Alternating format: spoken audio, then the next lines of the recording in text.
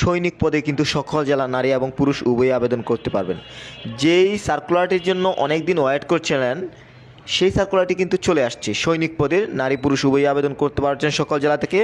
পেজটিতে পুরো সার্কুলারটি দেখতে পাচ্ছেন। এই পুরো সার্কুলারটি আমি সংক্ষিপ্তভাবে আপনাদের মাঝে তুলে ধরব। সেনাবাহিনীর এই আবেদনটি অনলাইনের মাধ্যমেই করতে হবে। আপনি যদি একটি ঘরে বসে বেটার একটি অ্যাপ্লাই পেতে চান, নির্ভুল একটি অ্যাপ্লাই পেতে চান, অবশ্যই স্ক্রিনে দেওয়া নাম্বার যোগাযোগ করবেন। এছাড়াও শুধু আবেদন করলে হবে না, আপনার দরকার রয়েছে চূড়ান্ত একটি প্রস্তুতি এবং চূড়ান্ত সাজেশন। আপনি যদি পরীক্ষায় ভালো করতে চান, আপনি যদি সেনাবাহিনীর সৈনিক পদে পরীক্ষায় ভালো করতে চান, আপনার চূড়ান্ত সাজেশনের প্রয়োজন রয়েছে। তাই আপনি আমাদের কাছ থেকে পাচ্ছেন চূড়ান্ত সাজেশন। অবশ্যই স্ক্রিনে দেওয়া নাম্বার যোগাযোগ করবেন।